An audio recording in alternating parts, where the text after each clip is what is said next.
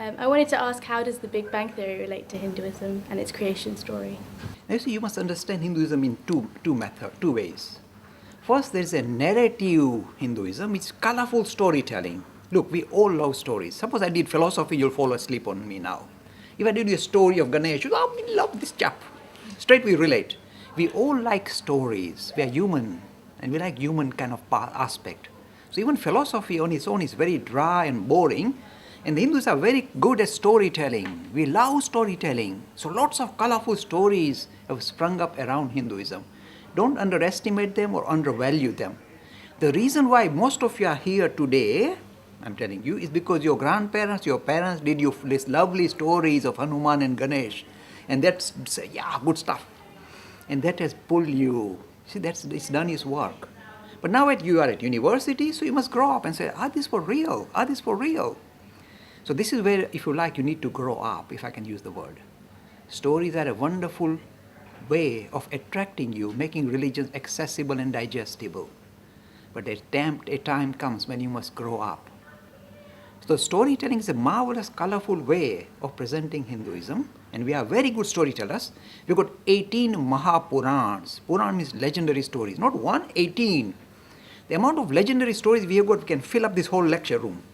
Huge amount. We love this gods and goddesses playing and fighting and whatever. We love it. We are human. That's why you get all these soap operas. That's exactly what they do, and mess about. So this is part. When it comes to serious philosophic issues, you as young students, young Hindus, should be able to step away from the colorful narrative and look at the philosophy of Hinduism. There's a strong philosophic dimension to Hinduism, which addresses all these kind of very interesting issues regarding creation in a different mode altogether. If you belong to a kind of, you are very much kind of infatuated by stories, strongly, focused on stories, then you'll come up with very colorful narratives. But if you take it to your science laboratory or your physics department or your cosmological department, they'll throw you out. We came out of somebody's belly button, this is too much. So you see, straightway it's time to move away. Look, don't discard them. I'm not saying they're rubbish. I'm simply saying their use by date is gone. When you are a young child, they are suitable. But when you are at this age, you must become more philosophic. Let me tell you the philosophic Hindu creation story. Philosophic is called the Nasadiya Sukta in the Rig Veda. See, the philosophy of Hinduism. I'm not making it up. And a very modern proponent of Hinduism called Vivekananda came to this country in 1890s. And he gave a talk in London in 1896. It's called Absolute and Manifestation. Now this is before Einstein was still playing marbles at the time. And this is before Hubble telescope was even thought about. And this is his presentation of a modern proponent of Hinduism regarding how creation comes into being. Marvelous story, if you like, marvelous philosophy exposition. This is what he says. See how you relate to it. And this is again from the Nasadiya Sukta of the Rig Veda. It's not just something modern. It's very ancient and modern. This is what it says. It says, it doesn't require a supreme personality, God sitting in the heavens saying, okay, I set you off. No, there's colorful narrative, just storytelling part. The philosophy is different. The philosophy says, 3 things unfold for creation to come into being. You said 3 things? What are 3 things? You thought, what is going on? This is the exposition. It says 3 things unfold for creation, all the galaxies and everything to come into being. The 3 things are, Sanskrit terms, Desh, Kal, Nimit. The English words, space, time, and causation. When they unfold, creation comes into being. No God. Even the issue that arises with Big Bang theory kind of always had a question, but who started the Big Bang? Who pressed the button? Who switched it on? And the question was people who were thinking, oh dear, maybe there's a God. In Hindu philosophy, no. It's spontaneous creation. Spontaneous, we like Big Bang theory. Spontaneous, you say, 3 things unfold for creation to come into being. Space, time, and causation. Desh, Kal, Nimit. So what the modern cosmological theory is coming up with is the Big Bang theory, which says 2 things unfold for creation to come into being. Space and time.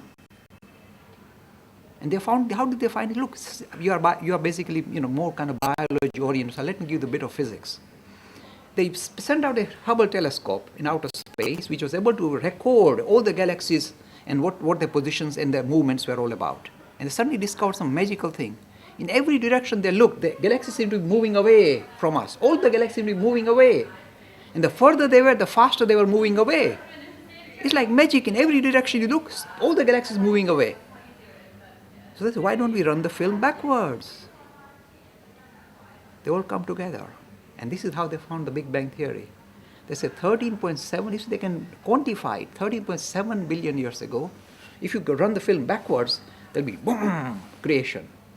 And the creation is not because there's some, bang is the wrong word. It's not there's some kind of explosion. Space and time unfold. And that becomes creation. This is the Big Bang Theory. And see how it sits with Nasa, the idea of space, time, and causation unfolding for creation to come into being. See how powerful it is? Modern cosmology talks of just space and time. Here, Hinduism comes with the third dimension. It's this idea of cause and effect also comes with the Big Bang. So suppose you ask the question to Stephen Hawking, what was there before Big Bang? Because you all like, what was there before Big Bang? Just blank space. What was going on? You say, what was there before Big Bang, Mr. Hawkins?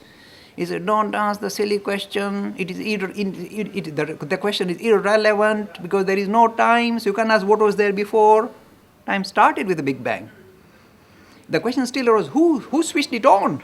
We like to have causation. What caused it? What caused Big Bang? Who triggered it? The answer comes from Hinduism, not modern cosmology. They don't know how to answer that. We know. We say causation came with the Big Bang. The idea of cause and effect starts with the Big Bang. So if you can't even ask the question, who caused the Big Bang? They're spontaneous. All three come together. Boom! And creation comes into being. See how well it sits with modern physics, modern cosmology, like that. I did a talk like this at Oxford University Physics Society, and I love it. I want them to challenge me. They can't challenge me. They say, very interesting. What can they do except appreciate this kind of depth of vision, tremendous depth of vision? And how did they find it? They didn't have a Hubble telescope. Through introspection. You see, your mind is if like a storehouse of knowledge.